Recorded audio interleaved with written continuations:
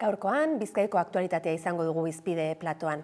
Azken orduetan jakin izan ditugun berriei buruz arituko garazketan, Guggenheim Urdaibai proiektua bertan bera gerditu dena, azken izendapenak, aurrekontuak ere landuko ditugu besteak beste, eta guzti honi buruz hitz egiteko Hamaikako platora gonbidatu dugu Iker Casanova, EH Bilduko Bizkaiko bozeramailea.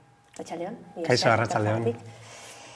Guggenheim Urdaibairi buruz hitz egiten hasiko dugu elkarrizketa, ezinbestean atzo arratsaldean abenduaren 16an jakinarazi zuen Guggenheim Museoaren patronatuak proiektua bertan bera geldituko zela. EH Bildutik zer nolako balorazioa egiten duzue guzti honen inguruan? Nola ez, oso balorazio positiboa egiten dugu, ez honen guztiaren inguruan, baizik eta honen amaieraz.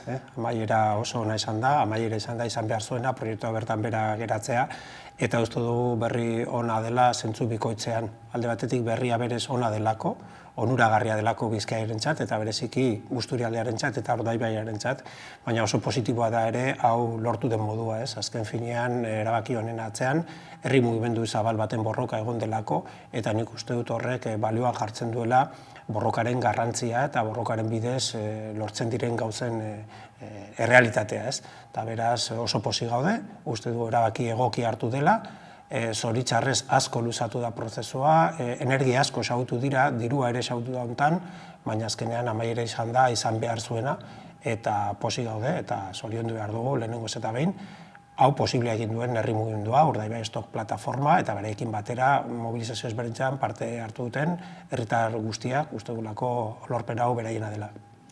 EH Bilduren ustetan zergatik ez zen bideragarria proiektua? Zer suposatuko luke inguru horretan proiektu hori egikaritzeak? Bueno, guk legealdi honetan esaten genion diputatu nagusiari Bizkaiko proiektu izarrak desegokiak izateaz gain zaharkituta zeudela, eta hau bada horren adibideat, ez zen soilik txarra, oso zaharkituta zegoen, eta beste garai batzuen mentalidadea islatzen zen horrez. Segatik honen kontra, lehenengoz eta behin, ingurune natural bat artifizializatu nahi zelako, eta hori badoa egin behar dugunaren kontra, inkluso IAS, Europar Batasuna, aprobatu zuen legedi berri bat, ingurune naturalak bernaturalizatzeko, eta ez kontrakoa egiteko, gehiago artifizializatzeko. Lehenengoz eta behin, ingurunea babesteko, pentsatzen duguna, hor dagoen ontziola, kontutan hartuta lanpostu asko daudela ere, eta hori zaindu egin behar dela, ontziolea desagertu egin behar dela, esparrua bernaturalizatu egin behar da, eta naturaren leku zoragarria den hori berreskuratu behar dela, eta bere potentzial osoarekin aprobetxatu eta baliatu behar delako. Berez, lehenengo arrazoia zen ingurumenari segokiona. Beste aldetik uste genuen oso proiektu vertikala zela, eskualdetik kanpotik inposatua, eta bertako jendearen oniritzia ez dukana. Beste aldetik, uste genuen turismoa eskualde baten garapen ardatzkitza dagoeneko gaindituta dagoen elementua dela. Igual esaten nuen eredu zaharkitu bat erantzuten diola, igual duela 10 urte norbaitek pentsa zezakeen turismoaren bidez eskualde bat suspertu daitekela, baina gaur gaurkoz Euskal Herri osoan eta mundu osoan badakigu turismoaren gehiegikeriek arazoak sortu ditzakete konponbideak baino. Eta astakeri bat iruditzen zitzaigun eskualde horren etorkizuna turismoarekin eta masa turismoarekin lotuta zegoen proiektu batekin egitea, eta azkenik, besteak beste, uste genuen Busturialdea, bauzka alde batetik naturaren ikurra, baina Euskal Herriko iruditegian, Gernika eta zonalde horrek ere bauzka kulturalki beste esan nahi oso potente batzuk, bakea, hizkuntza, euskal askatasuna eta izelaren inguruarekiko lotutak, eta pentsatzen genuen kultura eskualde horretan gehiago lotu egin behar dela elementu horiekin nazioarteko kultura ikuskizunaren kontzeptuarekin baino. Beraz, ingurumena, gobernantza eredua, turistifikazioa, kultura eredua arrazoi asko zeuden, baina batez ere jendeak ez zuela nahi eta jendeari ez zaiola galdetu, eta hori ere importantea eta balora jarri behar da, gobernantza eredu zaharkitu bati erantzuten ziola proiektuak. Zentzu horretan ere aipatu duzue, errealitatea EAJaren gainetik pasatu dela guztionekin zer esan nahi duzute esaldi horrekin?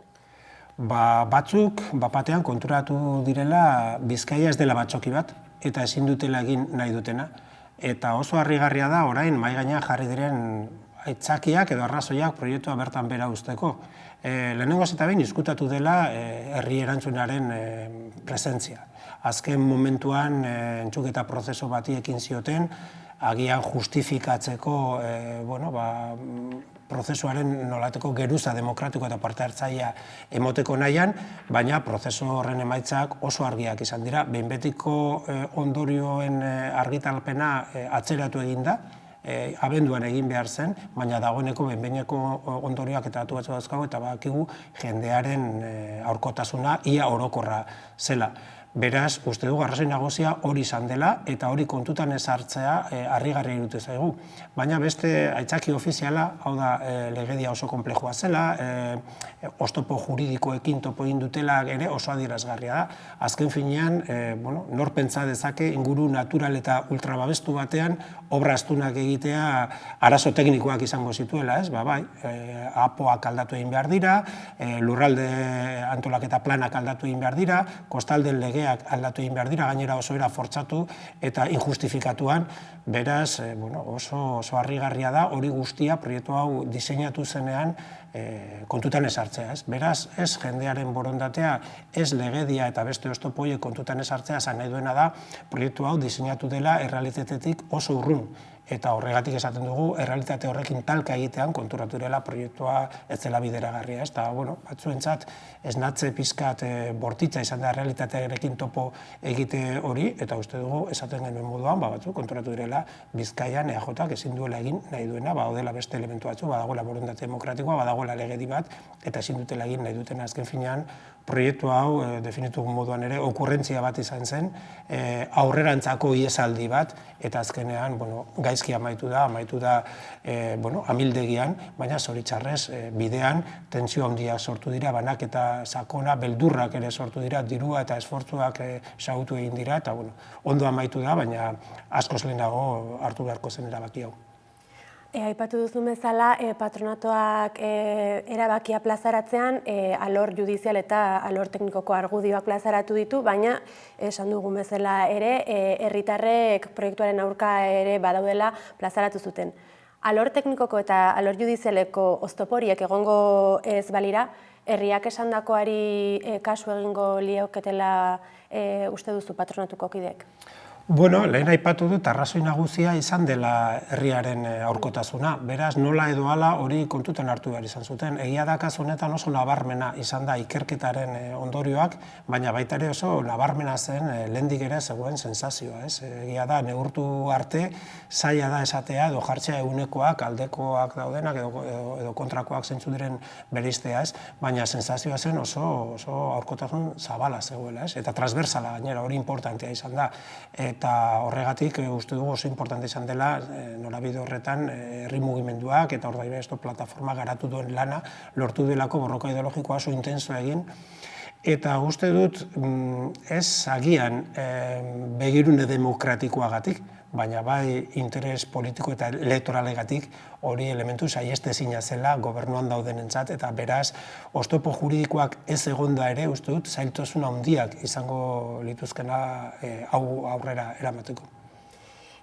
Hala ere, Busturialdeko herritarrek adierazi dute proiektuaren aurkako iritzia izan da ere eskualdeak badaukala aldaketa beharra. Zeintzuk lirateke behar horiek? Nola ez, guk prozesu honetan zehar esan duguna da EAJak eta foru gobernuak eta Eusko Jaurlaritzak kontrako prozesua egin dute kontrako ordenean, ez? Lehenengo erabaki zuten museo bat egin behar zutela, gero erabaki zuten nola izango zen museo hori, gero plan estrategiko bat egin dute, eta azkena egin dutena esan da entzuketa prozesua, ez? Eta guk uste dut gauzak alderantziz egin behar direla, ez? Eskualde batean detektatzen direnean gabeziak eta egoera larriak daudela, egia delako eskualde horretan gainbehera sozioekonomiko potentea dagoela, egin behar dela lehenengo gauza da jendearekin hitz egin eta jendeari entzun. Ekarpena jaso, azterketak partekatu eta nolabaiteko lanildo partekatuak diseinatua eta hori bihurtzea plan estrategiko bat. Eta plan estrategiko horretan kontenplatzen bada museo bat egitea edo beste gauza bat egitea, hala badagokio egin dadin edo planteatu dadin, ez? Baina hauek egin dute kontrakoa. Egin dute lehenengo museoaren erabakia eta gero beste guztia, ez? Eta horregatik esan dugu gauza ganoraz egin behar direla. Beraz, zure galderari erantzuna zein da arazoa eskualdean eta nola konpondu egin behar da. Lehenengo jendearekin hitz egin eta EH Bilduk hartuko du konpromisoa hori egiteko eta hurrengo hilabeteetan horrelako dinamika bati ekingo diogu, entzutea eta diagnosi partekatua heltzea eskualdearen beharren inguruan eta gero hori gauzatu behar da plan estrategiko batean. Egia da, proiektuari, Guggenheimeko proiektuari nolabaiteko babesa emoteko instituzioek bultzatu dutela plan estrategiko bat, baina gure ustez ez da nahikoa izan. Ez da nahiko parte hartzaile izan bere diseinuan eta ez da nahiko ambiziosoa bere proposamenetan. Uste gulako Busturialdean arazo larria daudela, lehen aipatu dudan moduan gainbera sensazio eta errealitate badago, uste dugu ehun ekonomikoa suspertu egin behar dela, hori industrian eskutik etorri behar da, ingurumenarekin eta jendearekin begirunea erakusten duten eredu industrial bat garatu behar dela, baina enplegu industrial kalitatezkoa berreskuratu behar dela eskualde horretan. Beste aldetik, kultura eta simbologia mailan Gernikaren pisua eta Busturialdeko eta Urdaibaiko pisua ere baliatu egin behar da. Naturarekiko lotura hori ere aprobetxatu behar da, baina natura bera suntsitu gabe, eta lehen sektorea, itsasoa, hor mahai gainean dauden elementua dira. Hori guztia kombinatuta uste dugu plan ausarta egin behar dela eskualde aurrera ateratzeko eta era integral batean eskualde horren beharrei erantzun behar diena. Hala ere, Guggenheim Museoko patronatuak adierazi du datorren urtean 2026an erabakiko duela museoaren edapenak gauzatzeko beste aukeraren bat edo nola jorratu. Zer espero dezakegu horren inguruan eta EH Bildutik uste duzue badela aukera jasangarririk Bizkaiko beste eskualderen batean Guggenheim Museo hori edatzeko? Bueno, ikusi behar dira proiektua zeintzu diren. Guk uste dugu kultura arloan gure eredua ezberdina da.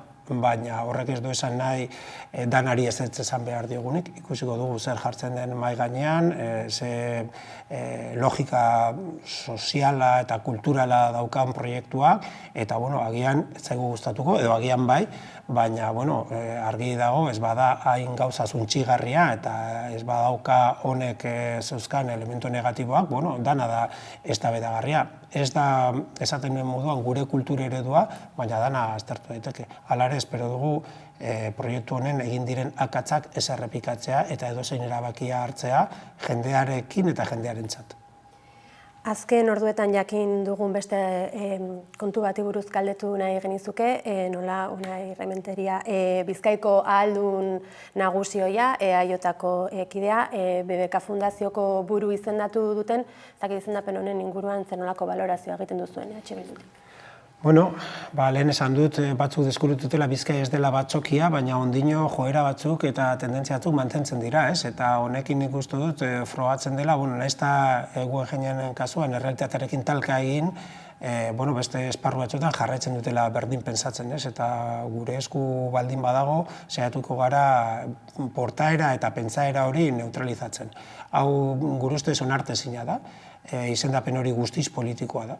Atzo ezagutu genuen, 25.000 euskal gazte atzerrian daudela eta borondatea daukatela bueltatzeko, baina ez dituztela aukerak topatzen, etxe bizitza presioa dela eta edo aukera profesionalen faltagatik, zen mezu bidaltzen zaie gazte horiei. Atera alderdi baten karneta eta aukerak izango dituzu izendapen goxoenak disfrutatzeko, horrek kalte handia egiten digu. Eta hemen herri honetan oraindik badirudi enpresa batzuen buruan ez daudela pertsonarik egokiena, enpresa publiko eta pribatuetan ez daudela pertsonarik egokienak eta kontratu publikoak ez dituztela eskuratzen prestatuen dauden enpresak, baizik eta kontakturik eta alderdi zehatz batzuekin harremanik onena dauzkaten enpresak eta pertsonak. Eta hori borrokatu behar dugu. Hori da zama bat herri honentzat eta kasu honetan oso pedagogia negatiboa egiten da, aipatu ditudan efektu negatibo zuzenetatik aparte herri honetan zuzendaritza postuetan, toki askotan, ez daudelako onenak edo merezi dutenak, baizik eta alderdi zehatz batekin harremana daukatenak. Eta hori gainditu behar dugu. Guk ulertzen dugu politika gintza usten duten pertsonak lana aukerak eduki behar dituztela. Rementeria egon da orain arte elkarkidetza EPSU-ren presidentzian. Bere garaian izendapen hori egon zenean, zuhurrak esan ginen, EPSU horretan langileen eta administrazioaren ordezkaria daude, eta iruditzen zitzaigu logika zeukala administrazioaren partea, izendatuta egotea pertsona honekin.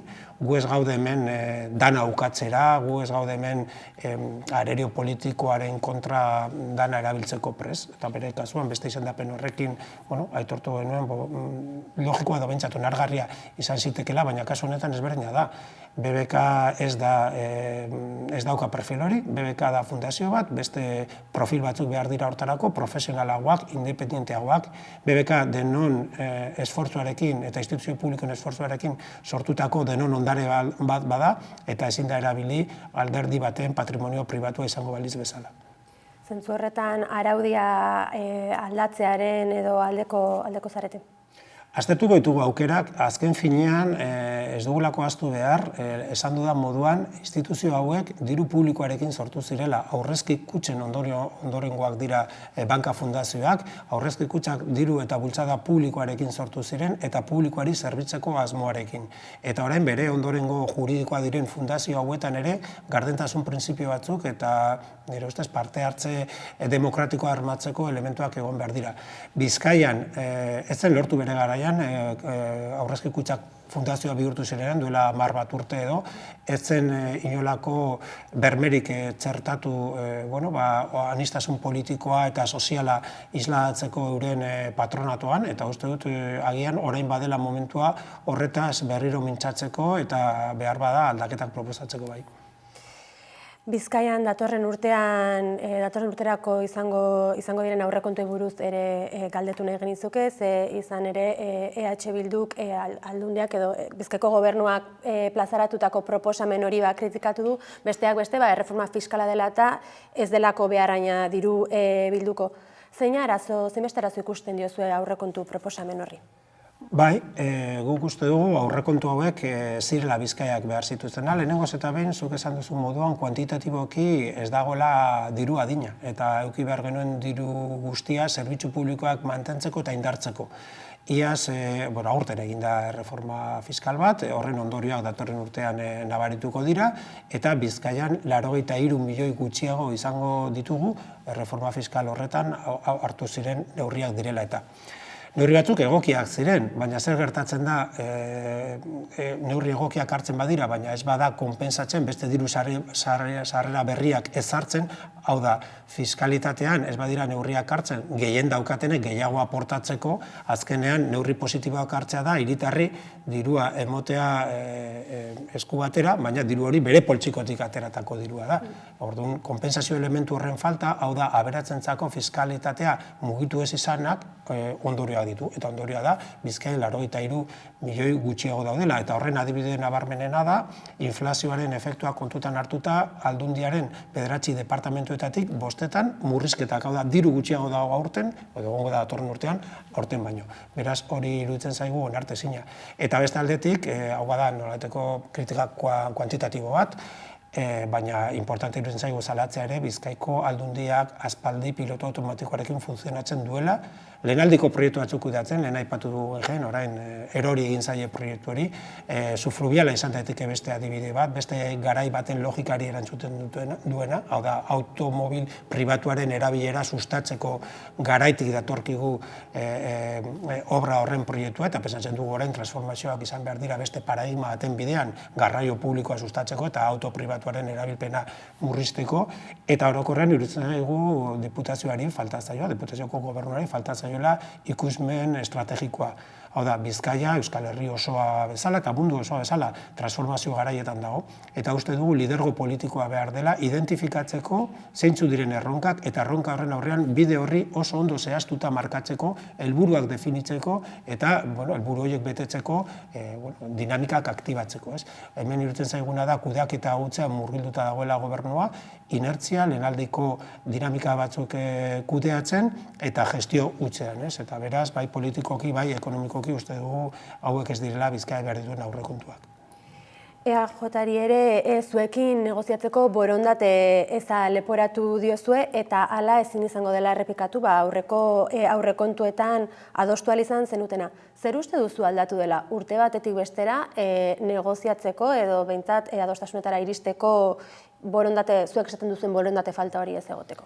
Bueno, guk uste du argi dagoela zer gertatu urte batetik bestera, EAJ-ko zuzendaritza nazionalak betatu egin duela horrelako akordioa, bai hemen, bai beste herrialdetan, betatu ditu EH Bildurekiko aurrekontuen inguruko akordioak, erabaki politiko bat hor atzean dagoelako, ez? Gu, orain bertan izan duen moduan, oso kritikoa gaude aurtengo aurrekontuekin, eta oso kritikoa ginen ere iazko aurrekontuekin. Akordio bat egoteak Bizkaian ez du esan nahi, horren alde geundenik, horren alde bozkatu genuenik ere, abstenitu ginelako, baina esan genuen, aurrekontuak ateratzeko gehiengo nahikoa dago Bizkaian, gobernua badauka gehiengo hori, guk ekarpen positibo bat egin dezakegu, hobetu ditzakegu partzialki badare aurrekontu hauek, gure apaltasunetik, eta iaz aktibatu genuen elkarrizketa horren inguruan, eta topatu genuen aukera hori erreala zela, eta beraz baliatu genuen, eta oso irakurketa positiboa egiten dugu, neurri oso positiboak aktibatu direlako akordio horren ondorioz. Aurten, borondate berberarekin, aurkeztu dugu oso proposamen antzekoa, eta EAJaren partetik esan digu ez zegoela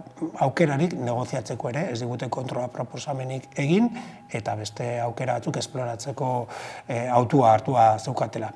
Eta horren atzean dagoena da, lehen esan dizudan moduan, EAJak hartu duen erabaki hori, eta nik uste dut aurrekontutik haratago doala, EH Bildun argi daukagu, azken hilabeteotan agertu direla inkestatzuk, azken urteotan egon direla hauteskunde prozesu batzuk, eta hor ikusten da EH Bildu gorantza doana, orain de facto eta inkesta guztien arabera, Euskal Herria, EAJak egiten dituenak izan ezik, EH Bildu de facto da lehenengo indar politikoa Euskal Herrian eta bada ere EAen, inkesta horien arabera, eta horrek alarma gorri batzuk, ez soilik Sabinetxe, alarma gorri batzuk piztu ditu, gure ustez, sektore politiko eta ekonomiko eta mediatiko batzuetan, eta EH Bilduren partetik espero dugu erasoaldi potente bat egotea, frenatzen saiatzeko Euskal Herria Bildu bihurtzea lehenengo indar politikoa EAen eta Euskal Herria Bildu botere instituzional gehiago eskuratzea. Eta nire ustez hau da dinamika berri horren, EH Bilduren aurkako dinamika berri horren kapitulu bat, eta izan da, zoritxarrez beto bat, hiritarrek ordaindu dutela, Euskal Herria Bilduk egindako proposamenak onura zehatzak ekartzen zizkiotelako hiritarroi, eta zoritxarrez hori ez da posible izango Sabinetxean hartutako erabaki hau dela eta. Alare datorren astean batzar nagusietan eztabaidatuko dira aurrekontuei aurkezturiko zuzenketak, EH Bilduren osoko zuzenketa ere hor izango da, zer espero duzu eztabaida horretatik?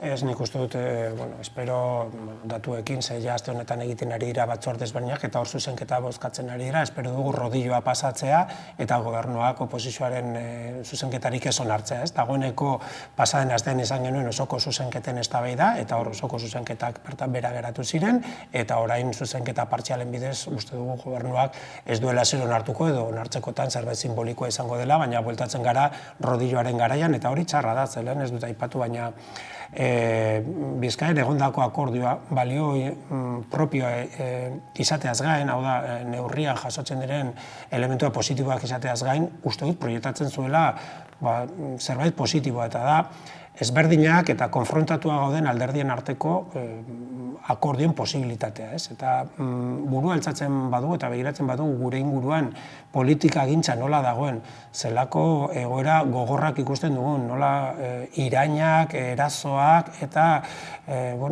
kontrako aurkotasunaren ereduak ikusten dugun, proiektatzea ere, hemen ezberdinen arteko akordioak egoteko aukera badagoela ere eta politika egiteko beste modu batzuk hemen egin ditzakegula positiboa zen ere. Eta zoritxarrez hori ere alboratuta geratu da eta batzuk hemen ere Euskal Herrian beste esparruetan egiten diren politika eta konfrontazio mailak erreplikatu nahi dituela ematen du.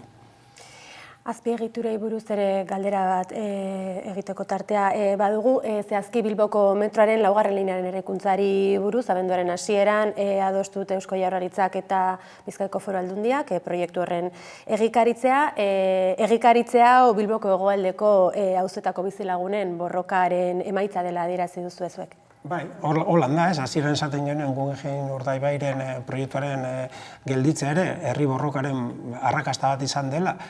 Uste dut, askotan dentaldia da esatea askotan ez direla ematen, baina bai, askotan ematen dira horrelako garaipenak eta balioa jarri behar dugu, ze hori motibatzailea da ere, aktibo dauden beste fronte askotan ere, jendea ilusioarekin jarraitzeko borrokan, ez? Eta, batzuetan lortzen dira emaitzak, bestetan ez, baina beti merezi du borrokatzea sinesten duzunagatik, ez? Eta kasu honetan ere, lorpen bat egon da herri borrokaren bidez, Errekaldeko bizilaguna batez ere aspalditik mobilizatuta gaude, lerro hau lehenbailen egiteko, urtea daramatzate, hamarkadak salatzen auzoak pairatzen duen isolamendu fisikoan ez da Bilbo bertan egon, ze gabezia dituen komunikazioari dagokionez, metroa zen beraien azken apostua, behin betiko lotzeko auzoa erdialdearekin, Eta azken urteotan esan zitzaiena izan zen itxaron behar zutela abiadura handiko trenaren obrak martxan egon arte, beste konexio bat egiteko abandoren bidez, eta beraiek aldarrikatzen zuten lehenbailen egitea eta